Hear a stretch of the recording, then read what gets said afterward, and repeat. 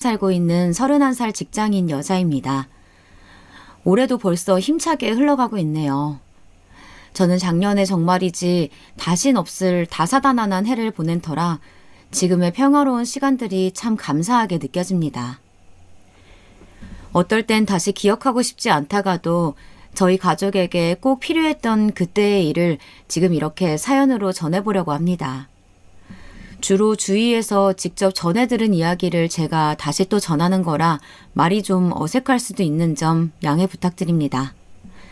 덧붙여 길고 긴 저의 사연을 읽어주셔서 감사하다는 말씀도 미리 전할게요. 간단히 소개부터 하자면 저희 가족은 부모님과 남동생, 저 이렇게 살고 있어요. 아빠는 카센터 일을 하다가 지금은 운전기사를 하고 계시고 엄마는 음식점에서 일을 하고 계세요.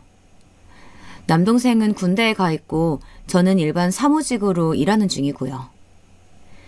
특별한 것 없이 저희 가족도 다른 가족들처럼 각자의 자리에서 열심히 살아가는 평범한 사람들입니다.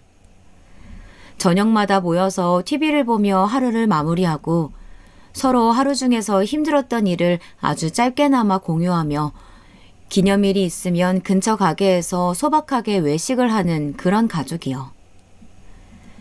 지금은 저와 동생도 본인 밥벌이들을 하고 부모님 일도 안정화되면서 그런대로 먹고 살만해졌지만 사실 10여 년 전까지만 해도 형편이 굉장히 어려웠어요.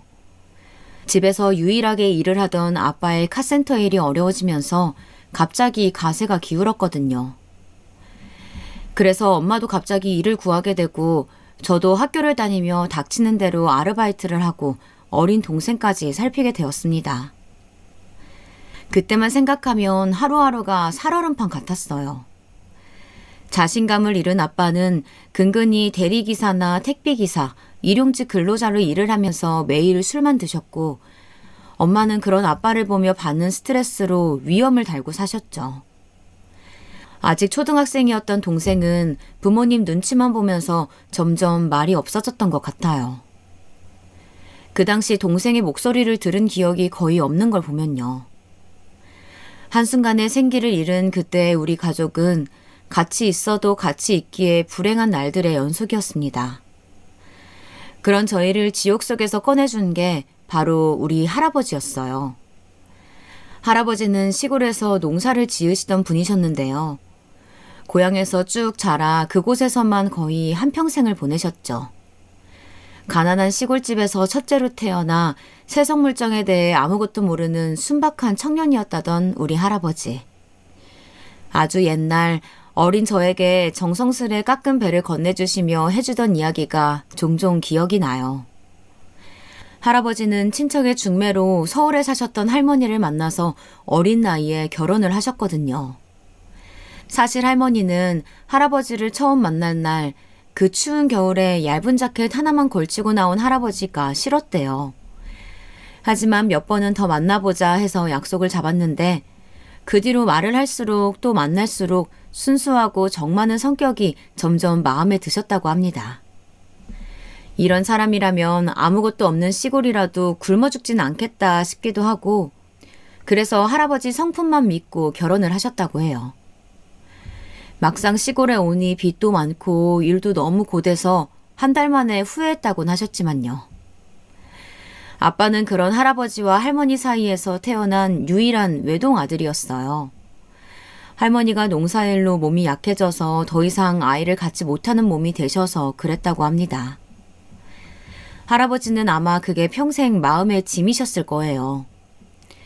할머니는 돌아가시는 날까지 늘 지팡이를 쥐고 다니셨다고 했거든요.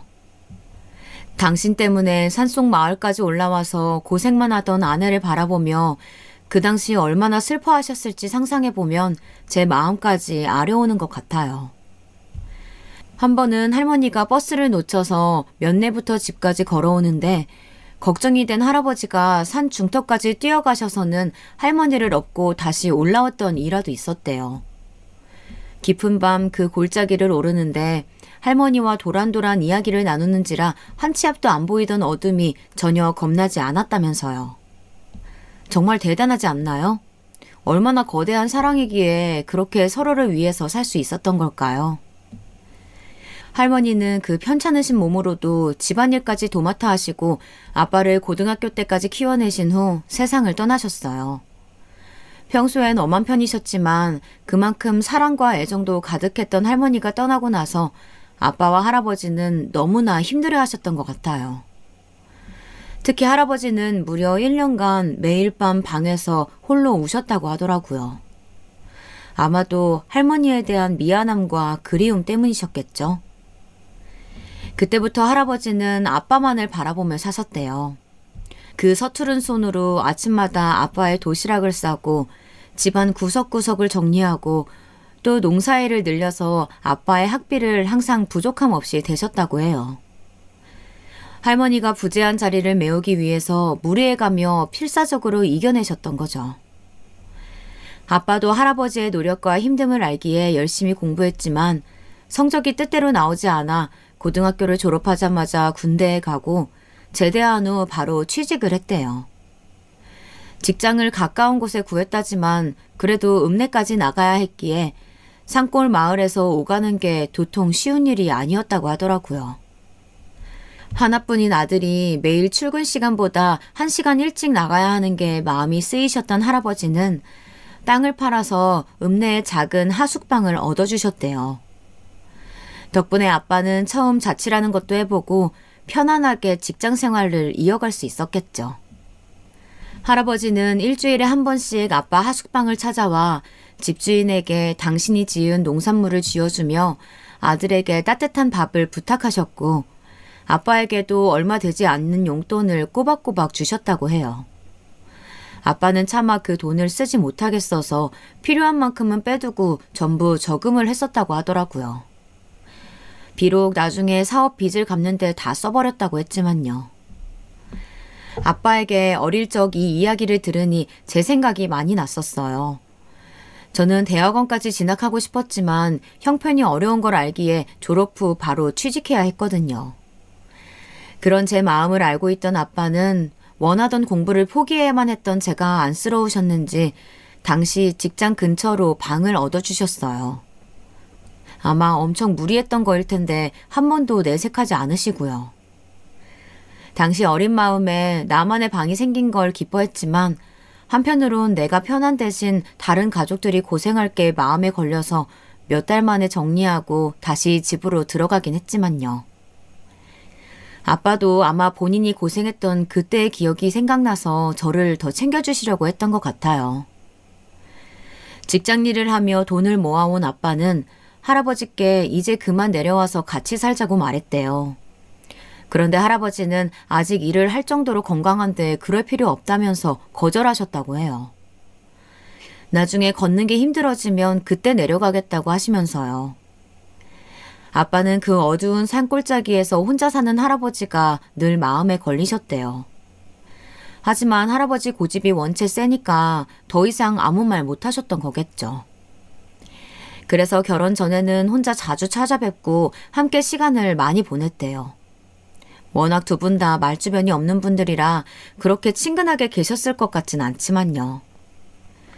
혼기가 차가는데 돈 버는 일만 흥미있어 하던 아빠가 할아버지는 내심 걱정이셨대요. 그런데 다행으로 같은 회사에서 엄마를 만나 늦깎이 결혼을 하게 돼 한시름 놓으셨을 거예요. 결혼 후 아빠는 회사를 그만두고 할아버지에게 어느 정도 도움을 받아 그 근처에 카센터를 차리셨어요. 운전병으로도 있었던 아빠는 항상 차에 대한 관심이 컸거든요. 차를 만드는 일을 하고 싶었지만 대학을 나오지 않아 불가능하니 아쉬운 대로 일단 관련된 일을 배워서 카센터를 차리게 된 거죠. 당시엔 장사가 그럭저럭 잘 되어서 결혼 생활에 큰 문제가 없었다고 하더라고요. 할아버지에게 용돈도 드릴 수 있었고 매일같이 퇴사 노래를 부르던 엄마가 회사를 그만두고서 집안일에만 신경 쓸 수 있게 할 정도였다고 했으니까요. 할아버지는 그런 아빠가 대견했는지 때마다 오셔서 하루 종일 앉아있다가 가셨대요. 아빠가 일하는 모습을 멀리서 조용히 지켜보시면서요. 참 한결같은 분이시죠? 저는 초등학교 때부터 할아버지 댁을 오갔었어요. 집에서 멀지 않고 때마다 자주 왕래가 오가던 사이기도 했고 또 무엇보다 저는 할아버지를 좋아했거든요. 할아버지가 저를 강아지라고 부르면서 맞이해 주시던 것도 좋고 무슨 말을 해도 허허 웃으며 대답해 주시는 모습도 정답고 좋았어요. 엄마도 받아주지 못한 저의 응석을 언제나 다정하게 웃는 얼굴로 받아주던 할아버지를 전 아마 죽을 때까지 잊지 못할 거예요. 저는 어릴 적부터 여름이나 겨울방학 때마다 의례적으로 할아버지 집에 가서 일주일씩 머무르다 오곤 했어요. 할아버지가 내어주시는 따끈한 밥을 먹고 저녁엔 뜨끈한 아랫목에 누워서 할아버지의 이야기를 듣다가 어떻게든 보탬이 되고 싶어 들로 밭으로 논으로 옮겨가며 일손을 도와드리던 그 시간들이 왜 그렇게 재미있었는지 모르겠어요. 아주 어릴 적엔 할아버지 집에서 살겠다며 때를 쓴 적도 있었다고 하더라고요. 할아버지는 이런 손녀가 귀찮을 법도 한데 매달마다 아빠한테 전화해서 제가 언제 오는지 확인하셨다고 해요. 응, 우리 지원이 오는 거지? 그래, 내 기다리고 있으마. 그러다 한 번은 이런 일도 있었어요. 제가 할아버지 집 앞에 밭에서 혼자 흙을 가지고 놀던 중인데 아랫동네에서 키우던 커다란 개가 저를 덮쳤었던 기억이 있어요. 반가움에 달려왔던 개는 다행히 절 공격하진 않았지만 저는 너무 놀란 바람에 바로 그 자리에서 울음을 터뜨리고 오줌까지 싸버렸거든요. 어린 마음에 어찌나 무섭고 떨리던지 할아버지가 뛰어와서 떼놓았기에 간신히 진정할 수 있었죠. 근데 그때 제가 그렇게 울고 있는 걸 다 봤으면서도 멀리서 아주 천천히 걸어오는 개 주인을 보고 할아버지는 적잖이 화가 나신 거예요. 그 점잖고 순한 할아버지가 개 주인에게 가서 삿대질을 해가며 큰 소리로 따지던 모습이 아직도 눈에 선하네요. 아니, 이리 사나운 개를 목줄이라도 해야지. 우리 손녀딸 다쳤으면 어쩔 뻔했어요. 할아버지. 그래, 우리 지원이 많이 놀랐지? 할애비랑 얼른 집으로 가자. 어디 다친 데는 없는지 봐야겠다. 할아버진 그날 집으로 가서 제가 다친 곳이 있는지 없는지 살피며 전전긍긍해 하셨어요. 나중엔 저보다 할아버지가 더 놀라고 진정이 안 되시는 것 같았죠. 할아버지, 나 괜찮은데. 아니다. 쬐끄만 상처라도 흉지면 큰일 나. 그렇게 손녀 일이라면 언제든 두 손 두 발 걷고 오던 분이었으니 당연한 반응일지도 모르지만 전 그때를 생각하면 아직도 가슴이 벅차오르곤 해요. 할아버지의 정을 가장 많이 느낄 수 있는 사건으로 기억되기도 했고요. 그리고 부지런히 시간이 흐른 뒤 제가 고등학교에 들어간 후쯤이었죠.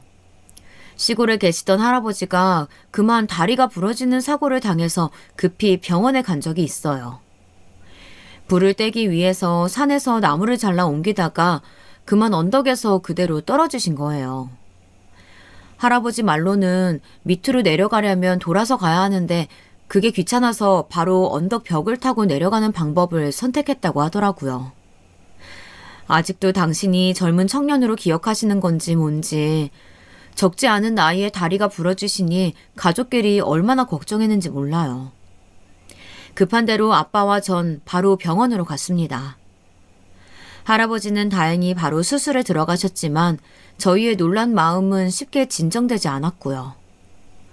수술에 들어간 할아버지를 기다리며 한참을 돌아다니던 아빠는 결심을 했는지 할아버지가 수술실에서 나오자마자 집으로 모시겠다고 말했어요.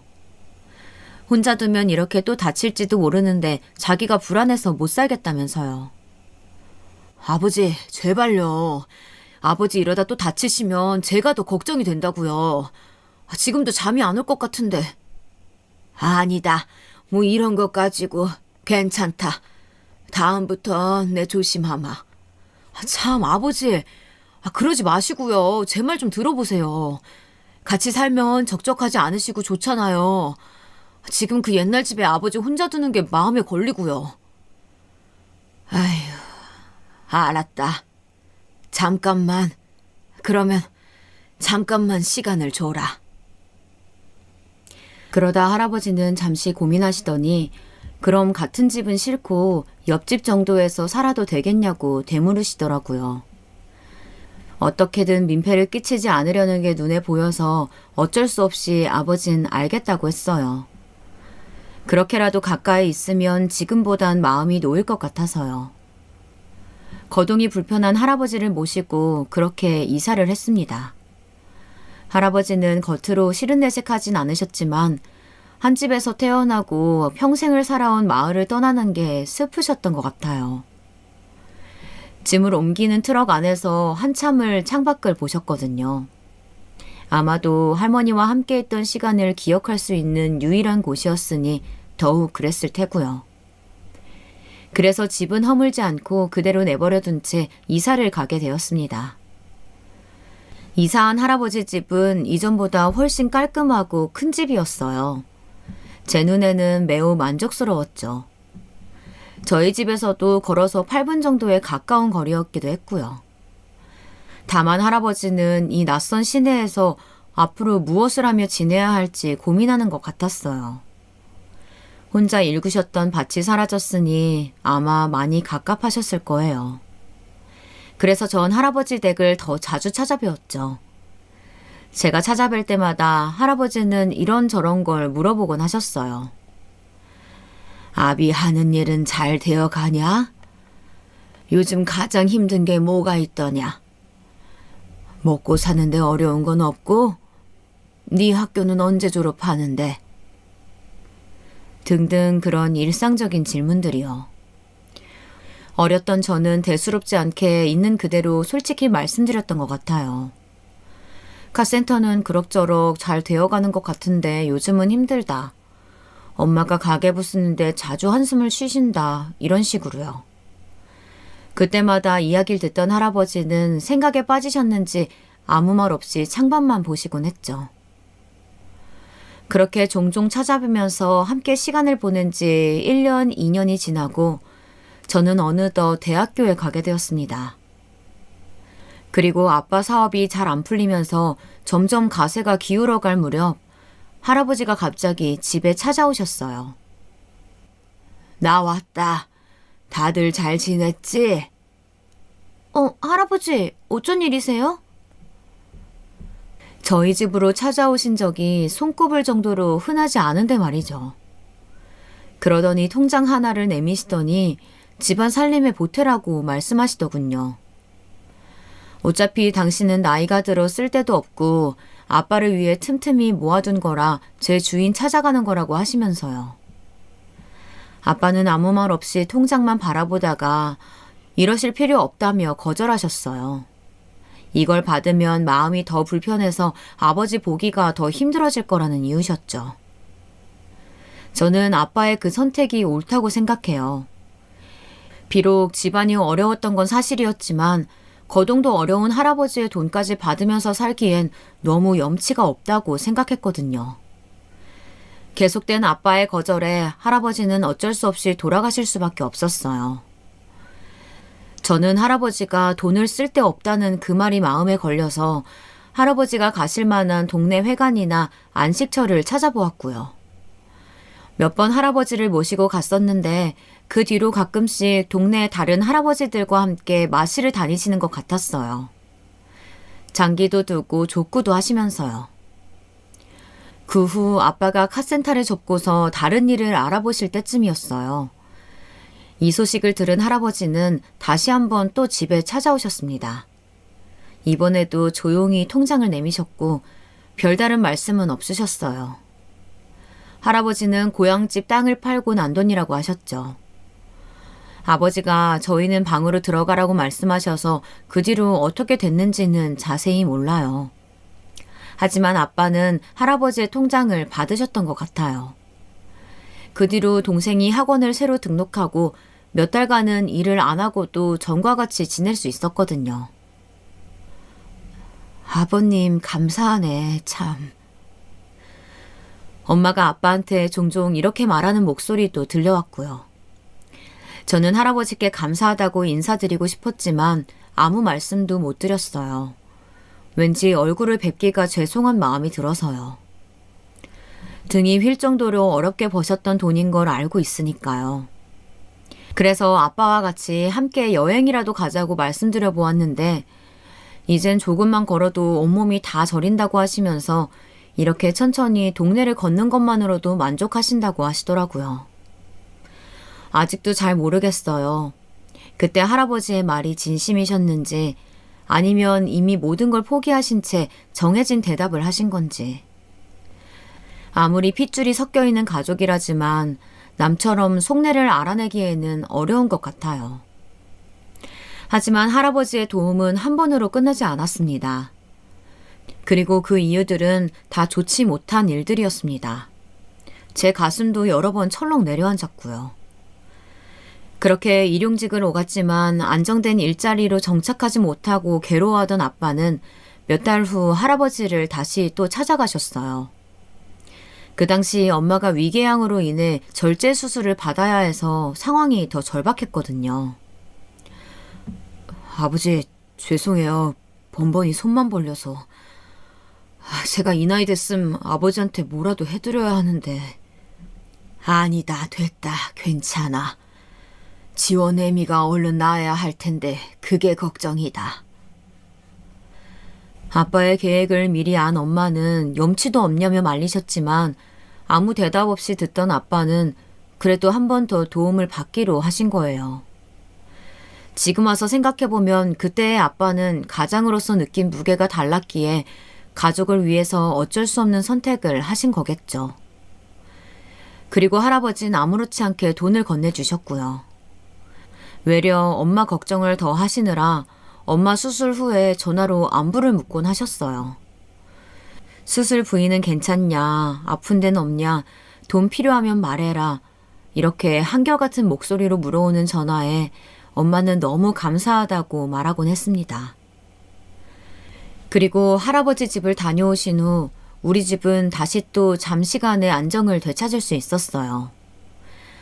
하지만 이런 안정이 편하고 익숙해진 건지 아빠는 주기적으로 할아버지 댁에 가시기 시작했어요.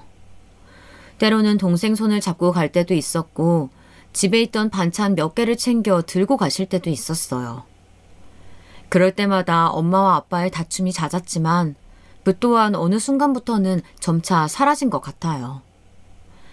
그렇게 우리 집은 할아버지가 평생을 모으신 돈으로 수술을 하고 밥을 먹고 책을 사고 옷을 입으면서 지내왔습니다. 처음엔 아빠도 할아버지 댁에 다녀오면 한동안 무기력하고 기운이 없어 보였지만 점점 아무렇지 않은 듯 생활하셨고요. 엄마도 그런 모습에 익숙해진 듯 나중엔 아무 말씀 없으셨죠. 저라고 별반 다를 바 없었어요. 제 몸이 힘들고 마음이 힘드니 돈이 얼마나 중요한지 뼈저리게 느껴졌거든요. 나중에 갚으면 되지라는 마음으로 현실을 외면한 채 당장의 행운을 누렸던 것 같아요. 지금 생각하면 참 어리석었죠. 당시 할아버지가 주시는 돈이 어디서 나온 돈인지 그런 건 생각할 겨를도 없었습니다. 그저 할아버지에겐 돈이 있으니까, 할아버진 돈 쓸 데가 없으니까, 여유가 되시니까 주시겠지, 그 정도로만 여겼습니다.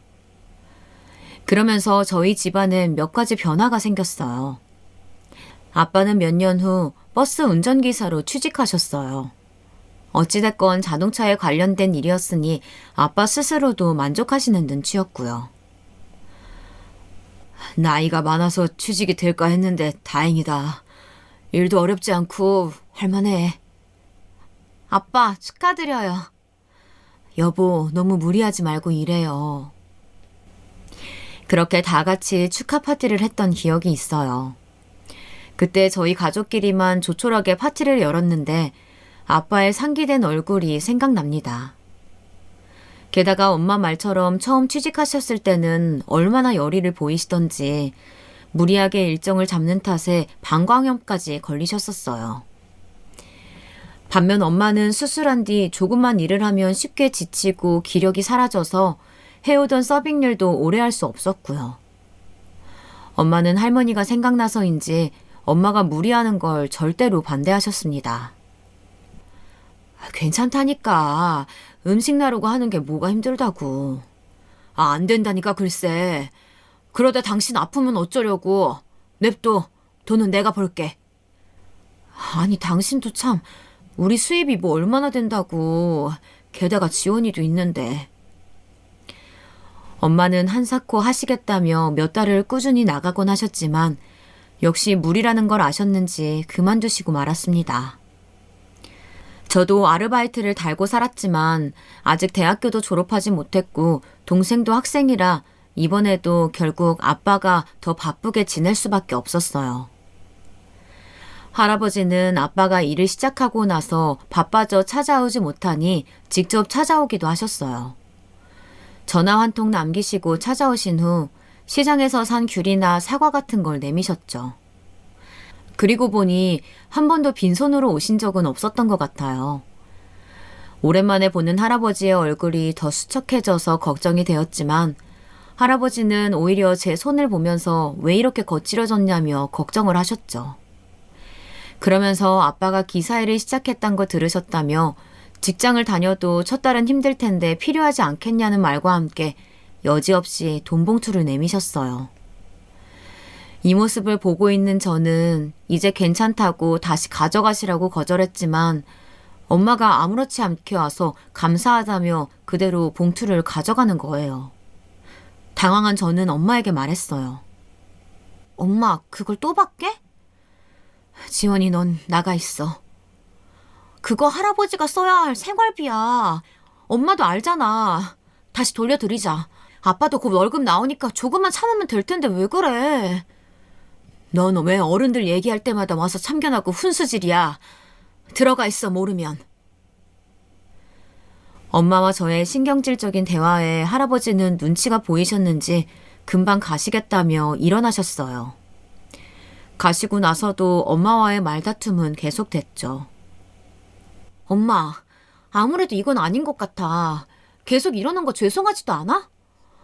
얼마 되지도 않는 돈 가지고 왜 이렇게 호들갑이야. 본인 쓸 건 알아서 빼두셨을 거야. 나중에 다 갚으면 돼. 그 말만 몇 번째야 지금.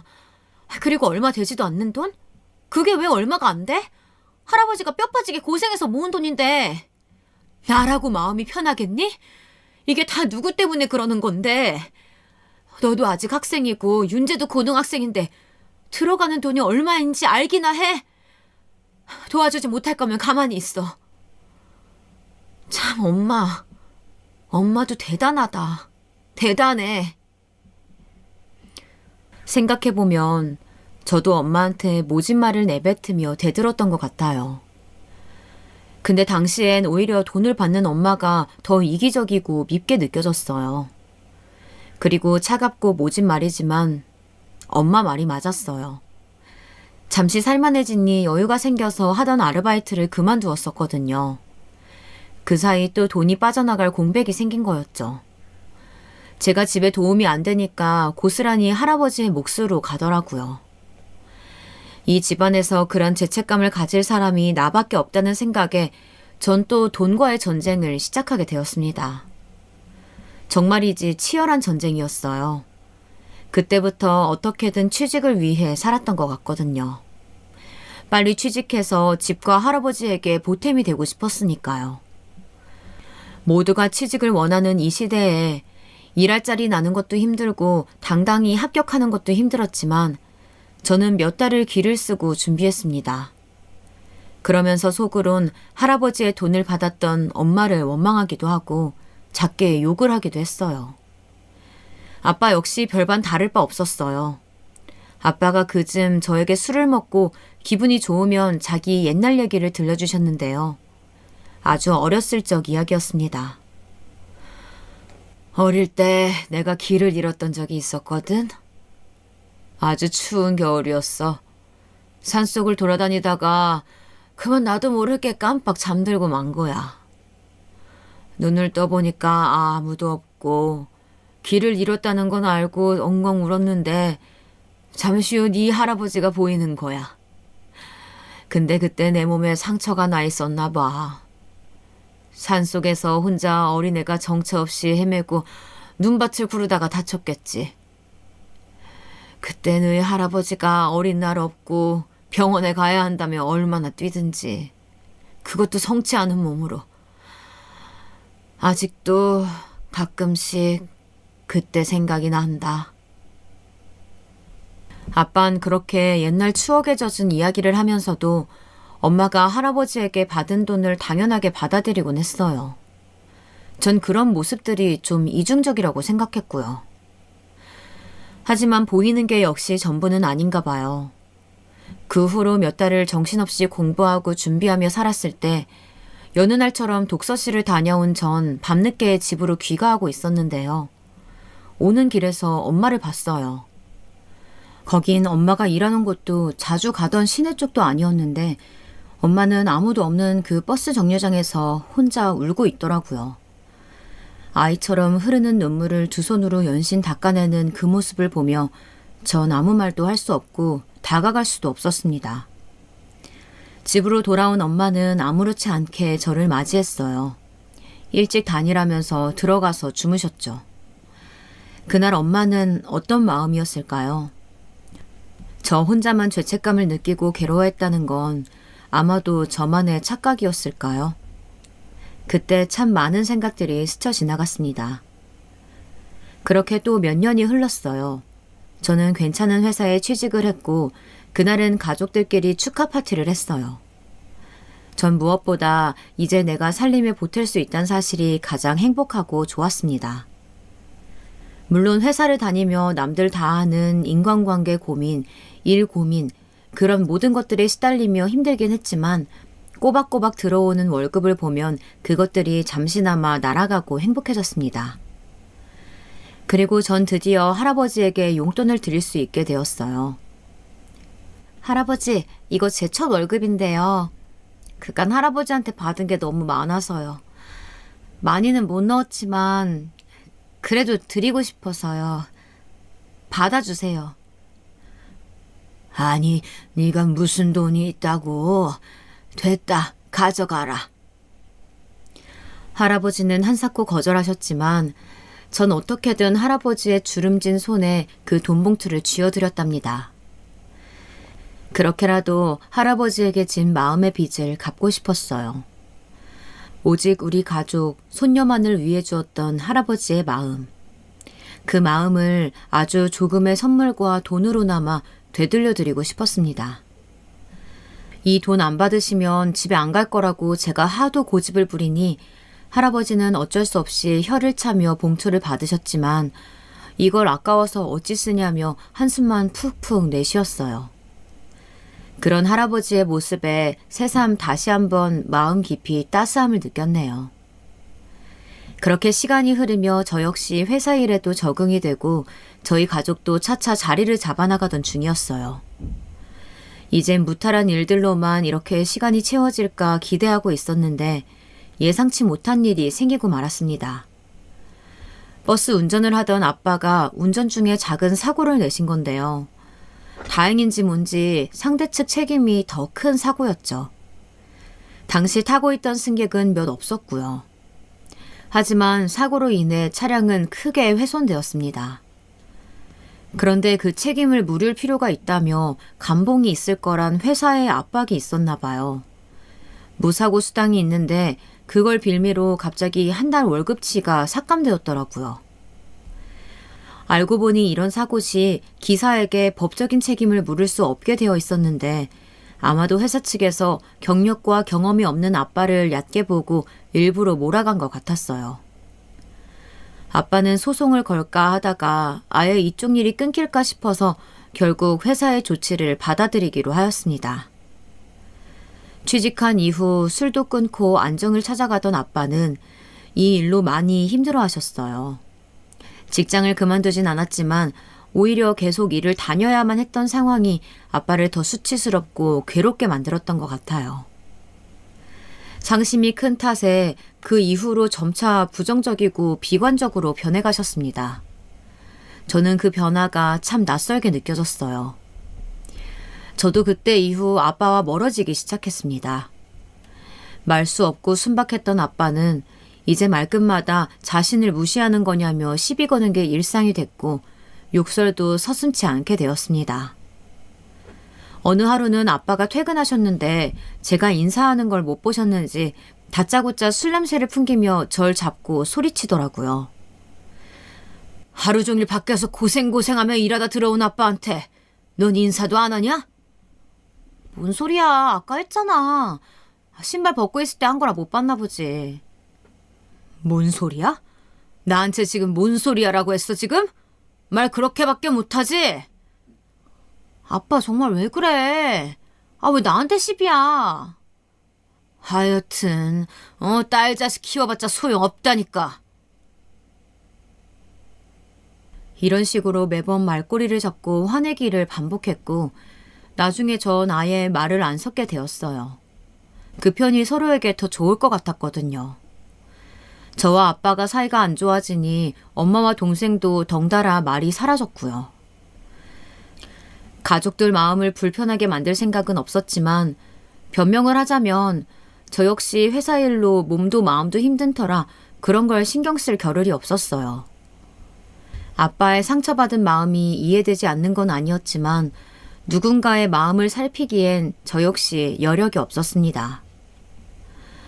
그렇게 공기조차 차갑게 내려앉은 날들이 계속해서 반복되던 차에 아빠의 생신날이 되었어요.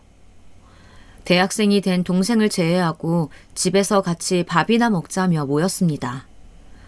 아직까지 아빠와 저의 사이가 좋지 않았기에 엄마는 어떻게든 분위기를 풀기 위해 애쓰던 중이었어요. 지원 아빠, 지원이가 당신 생일이라고 이렇게 이쁜 케이크도 사왔네,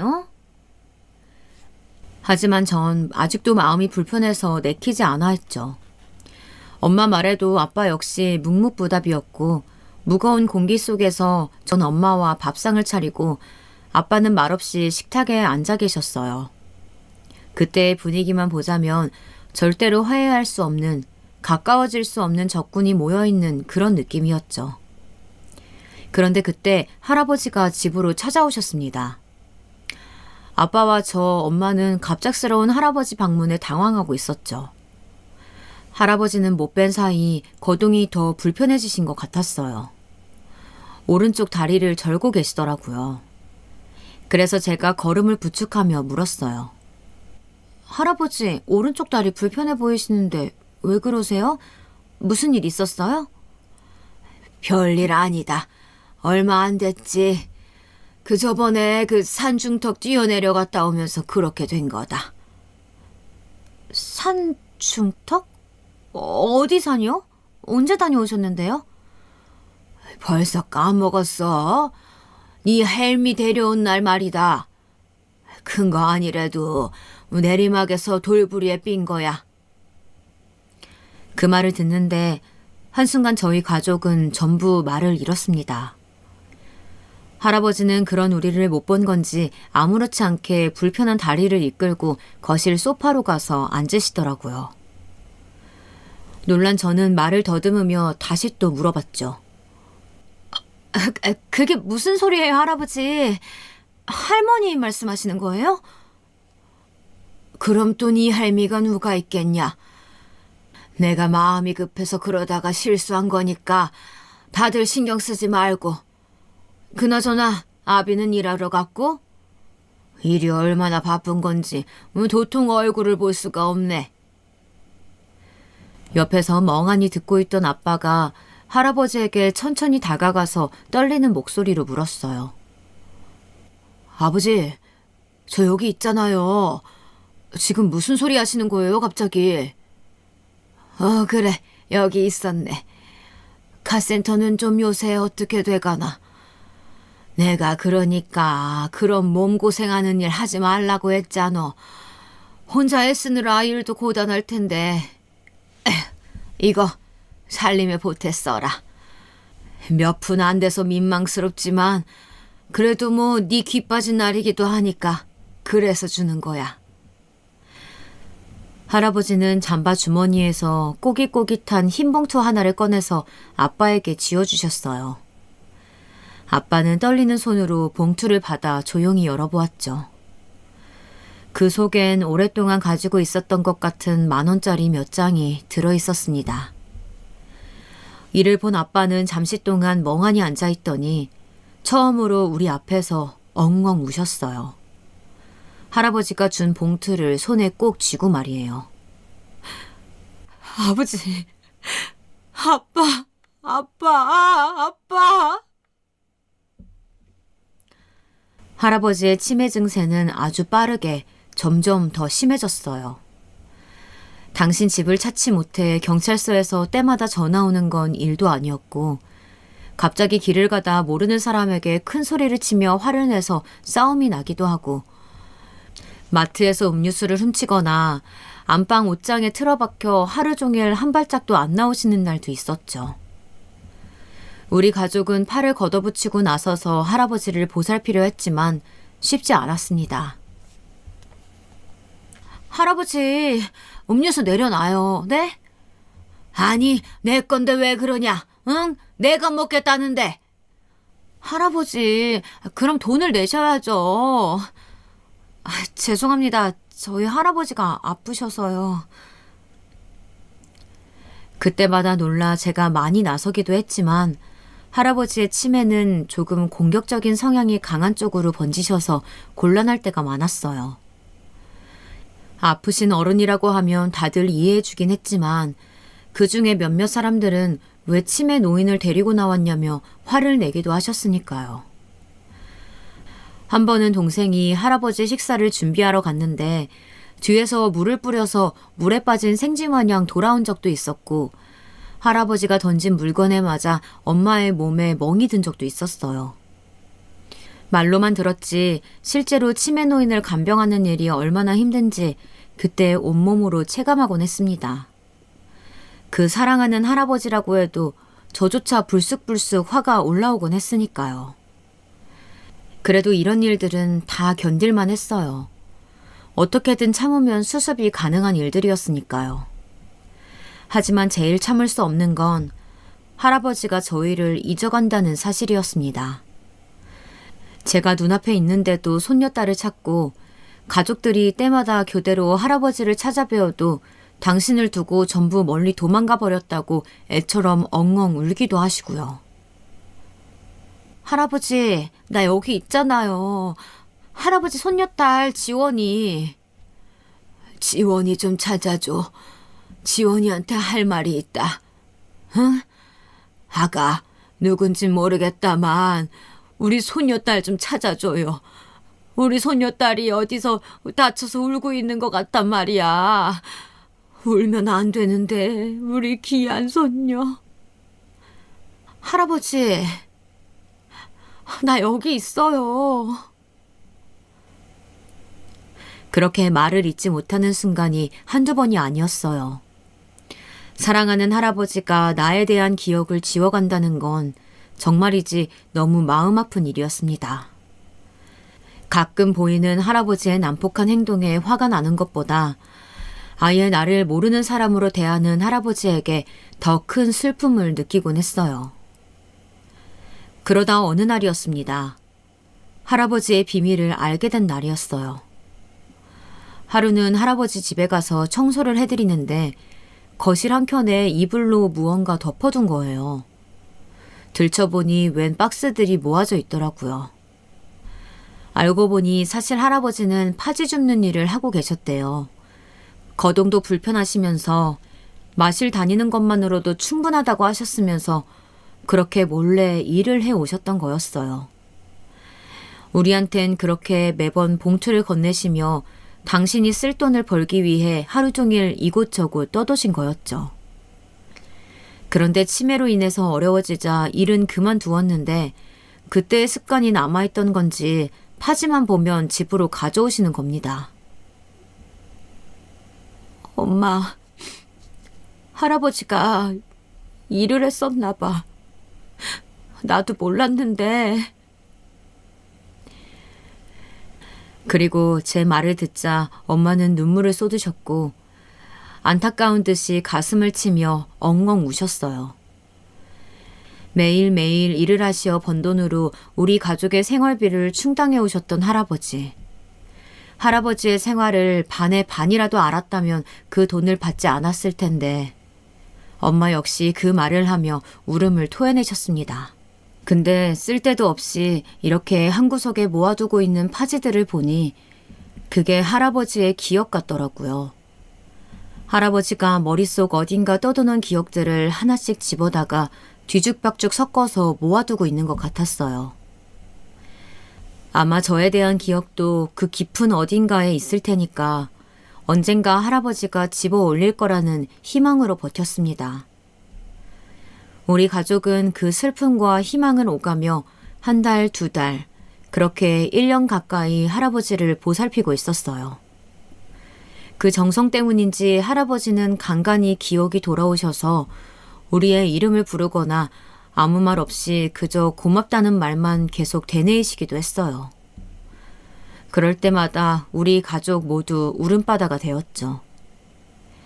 그러던 여느 날과 같던 어느 날, 아빠가 집으로 할아버지를 모셔온 날이었어요. 더 이상 할아버지를 혼자 두기가 어려워지자 밤이 되면 모셔와서 안방에 아빠와 함께 주무시곤 했거든요. 엄마는 제 방에서 자고요. 그런데 그날따라 잠들기 전 할아버지가 역정을 내시는 겁니다. 본인에게 인사를 안 했다느니 너는 누구냐느니 고래고래 싸우는 소리가 안방을 넘어 제 방까지 들려왔죠. 너는 누군데 내 아들 방에 있어? 내 아들 데려와! 아버지, 당장 데려오래도 이런 몹쓸 놈. 안 되겠다. 맞아야지. 몽둥이 어딨어? 때리면 내 아들 데려다 주겠지. 그러면서 할아버진 갑자기 빗자루를 찾기 시작했고 너무 놀란 제가 말려볼까 가봤지만 아빠는 저에게 그냥 들어가라면서 소리치셨죠. 그렇게 새벽까지 고성방가가 이어지고 아빠는 할아버지를 간신히 재울 수 있었습니다. 그런데 이런 일이 한 번으로 끝나지 않고 몇 번이 더 반복되고 말았어요. 그러자 어느 날 아빠가 제 방에서 주무시던 엄마를 부르셨죠. 또 잠결에 일어나 거실에서 들리는 부모님 말씀을 엿들었습니다. 쉽지 않은 선택이지만 이젠 결단을 내려야겠어. 더는 못해. 아버지 한 명 상대하는데 이렇게 매번 내 식구가 매달려서 살 순 없는 거잖아. 못하겠으면 어쩌게. 다른 방도가 없잖아, 여보. 요양원에 보내드리자. 다 알아봐놨어. 집에서도 멀지 않은 곳이야. 뭐? 요양원? 그게 아버지도 우리도 사는 길이야. 가끔씩 시간 날 때 찾아뵈면 되지. 요즘 요양원은 그렇게 열악하지도 않아. 간병인도 있고 시설도 괜찮다고. 어쩔 수 없으니 처음엔 작은 방에 머물어야겠지만 나중에 돈 좀 모이면 그때 큰 방으로 옮겨드리자고. 안 돼요. 어떻게 그래? 거긴 우리가 없잖아. 아버님 저렇게 되신 지 아직 1년밖에 안 됐다고. 나도 많이 생각한 거야. 그런데 어떡해. 내 벌이가 넉넉한 것도 아니고 시간이 여유로운 것도 아닌데 언제까지 가능하겠냐고. 솔직히 말해서 당신이 제일 안 도와줬잖아. 안 그래? 그동안 제일 쉬웠을 거라고 당신이. 나랑 지원이랑 윤재가 일주일에 3-4번씩 돌아가면서 아버님 살폈어. 다 알잖아. 그래도 누구 하나 힘들단 소리 안 했고. 그런데 뭘 얼마나 힘 뺐다고 더는 못하겠다는 거야? 도움받은 게 얼마인데 어떻게 사람이 그래? 그러다 천벌받아 지원 아빠. 나라고 안 힘들었겠어? 우리 아버지야. 내 아버지라고. 내 마음이 제일 아파. 그래서 결정 내린 거야. 내 아버지니까. 산 사람은 살아야 하잖아. 이러다가 가족 전부가 한계일지 몰라. 엄마 아빠 이야기를 듣는데 어느 순간부터 눈물이 멈추지 않더라고요. 그동안 할아버지가 저희에게 해주신 것이 생각나서 아빠가 너무 미웠어요.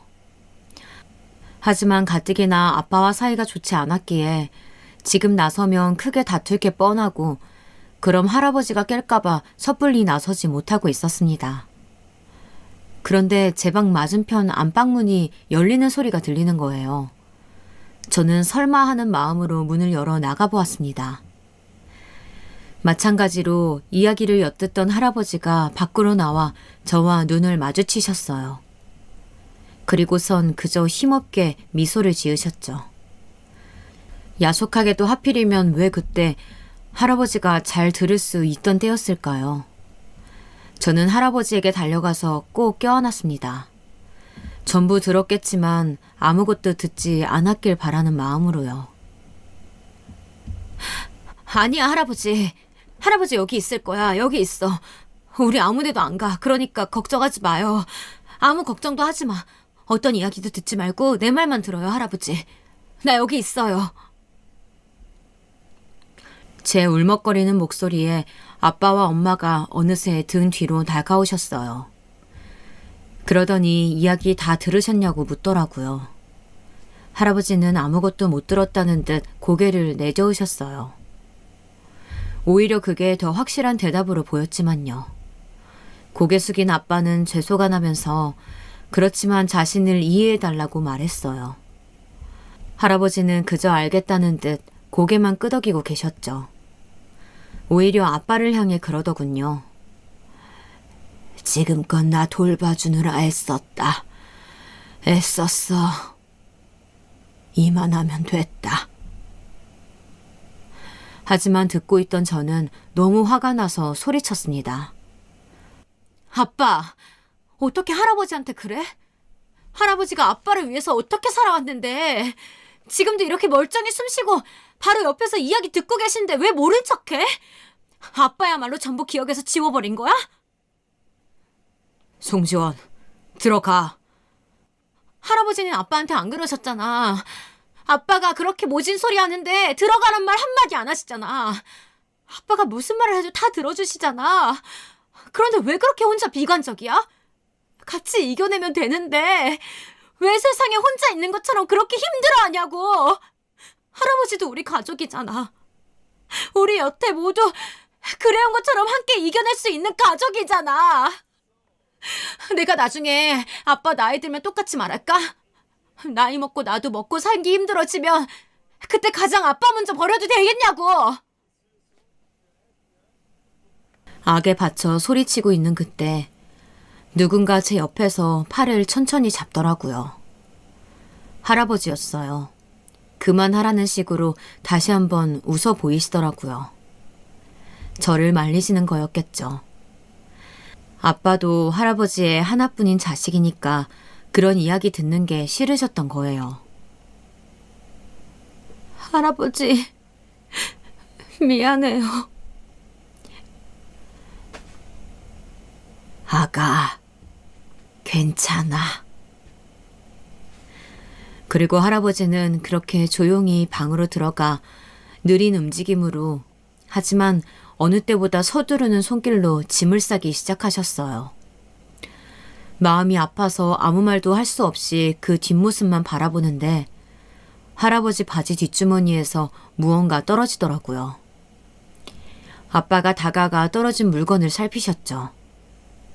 그런데 종이를 보자마자 또다시 눈물을 흘리시는 거예요.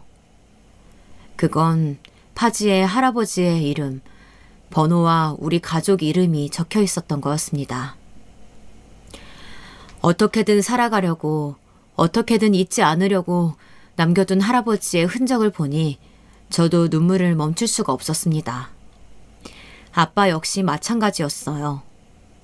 아빠는 그만 무릎을 꿇더니 죄송하다면서 할아버지를 껴안았고 저와 엄마도 그 자리에서 울음을 삼켜야만 했습니다. 그러면서 아빠가 못다한 이야기를 들려주셨어요. 아빠가 사실 얼마 전 기사 일을 그만두셨다고 하더라고요. 저희한테 말을 못하고 있었지만 아무래도 그때 사고로 정신이 망가지고 있었던 것을 느껴 계속 갈등하다 내린 결정이었다고 해요. 하지만 갑자기 벌이가 없어졌다는 걸 가족에게 말을 할 수가 없어 혼자 어떻게든 구직을 하고 계셨다고 합니다. 근데 나이도 있고 하다 보니 채용이 안 되자 점점 초조함이 생기셨나 봐요. 그런데 치매인 할아버지를 데리고 살아가려니 앞으로 들어갈 돈도 걱정되고 괜히 이쪽으로 화를 내게 되었다고 하더군요. 미안해, 여보. 미안하다, 지원아. 아빠가 너무 못나게 굴었지. 아빠. 아버지, 죄송해요. 아버진 날 버리지 않았는데, 아버진 어떻게든 날 살렸는데, 그 추운 눈밭에서도 날 업고 뛰셨는데, 난 아버지를 버렸어요. 너무 쉽게, 나 살기 힘들다고, 벅차다고. 아빤 너무 쉽게 라는 말을 웅얼거리며 그대로 바닥으로 쓰러지셔서 거칠게 울음을 토하셨습니다. 그리고 할아버진 그런 아빠를 일으켜 세워 그대로 꼭 껴안아 주셨어요. 다 안다는 듯 등을 토닥이시면서 괜찮다고 말씀해 주셨죠. 아마도 할아버지는 아빠의 죄책감을 이미 다 알고 계셨던 듯 합니다. 자식이니까, 자식이기 때문에 다 알고 있으셨던 거죠. 아빠의 날카로운 말 속에 숨어있던 여린 속살까지도요. 전 몰랐지만요. 그리고 저는 이 사건으로 저를 낳아주신 부모님에 대해서도 다시 한번 돌아보게 되었어요. 내가 이기적이라고 생각했던 엄마도, 할아버지를 버리려고 했던 아빠에게도 역시 저에겐 말하지 못하는 삶의 무게가 있었기 때문에 어쩔 수 없이 선택하셨던 길이었는데, 전 표면만 보고 부모님을 멋대로 단정짓고 판단했어요. 그저 어떻게든 아등바등 살려고 하다 보니 그랬던 건데, 제 이해가 너무 부족했다는 걸 깨달았습니다. 아무쪼록 그 뒤로 결국 할아버지는 저희와 함께 살기로 하셨어요. 처음엔 절대로 싫다며 요양원이 오히려 더 마음 편하시다고 거절하셨지만 저희도 절대로 안 된다며 고집을 부렸죠. 저도 이제 일을 해서 생활비를 드리니 돈 걱정도 걱정하실 거 없다고요.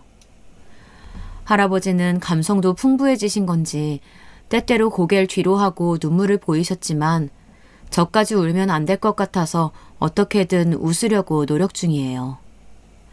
제 삶도 열심히 꾸려나가면서 할아버지와의 시간도 소중하게 보내고 싶어요. 아무리 애써도 우리에게 베푸셨던 그 사랑만큼은 안 되겠지만 그래도 천천히 갚아 나가려고 합니다. 또 엄마는 건강이 조금 나아져서 짧은 시간으로나마 다시 음식점에서 일을 시작하셨어요. 파트타임으로 일을 하시는데 오히려 생활에 활력도 얻고 좋다고 하십니다. 아빠도 다시 힘을 내시기로 하셨는지 요즘은 술도 완전히 끊고 취직 자리를 새로 구해서 일에만 전념하고 계세요. 아빠는 이번에 운전기사 일을 하기로 하셨는데 모시는 사장님이 무척 성격이 소탈하시고 좋아 일하기 편하다고 하십니다. 너무나 다행스럽게도요. 그리고 전 그런 아빠의 어깨를 가끔씩 주물러 드리는 걸로 응원을 보내곤 합니다. 요즘은 할아버지가 계시니 저녁 때는 어떻게든 다 같이 식사하려고 노력하고 있어요. 할아버지가 그동안 적적하셨을까봐 각자 돌아가면서 오늘 하루 있었던 일을 이야기하는 게 당연한 수순이 되었고요. 전 요새 면허를 새로 따서 할아버지를 차로 모시고 근교 이곳저곳에 가보고 있어요. 때로는 엄마와 때로는 아빠와 동행하면서요. 가도 왜 이렇게 새로운 곳이 많은지, 한평생 이 도시에서 벗어나 본 적이 없는 분이라 낯선 곳에 가는 게 두려우신 것 같지만 그래도 점점 더 좋아지시는 것 같긴 해요. 요새는 제가 쉬는 날에 뭐 하냐고 슬쩍 먼저 말을 꺼내시는 날도 있으니까요. 걷는 게 불편하시지만 함께라면 느리지만 가뿐히 나아가실 수 있겠죠. 전 아직 어리고 할아버지가 걸어온 길에 밤보다도 안 되는 시간을 살아왔지만 이제는 삶의 진짜 의미를 조금 알 것 같아요. 삶에서 정말 소중하고 값진 것들 말이에요. 저에게 살아가는 의미가 있다면 이렇게 사랑하는 사람들과 지나쳐온 길은 마음속에 되새기고 앞으로 나아갈 길을 느린 걸음으로 하지만 같은 속도로 편안히 살피며 나아가는 게 아닐까 싶어요. 남은 시간 동안 우리 가족과 그렇게 손잡고 걸어가 보려고 합니다. 여러분도 올해는 가족과 더 많이 마주하고 더 이야기 나누고 더 솔직하게 사랑을 베푸는 한 해가 되셨으면 좋겠습니다. 아주 천천히 느린 걸음이라도 괜찮으니 말이죠.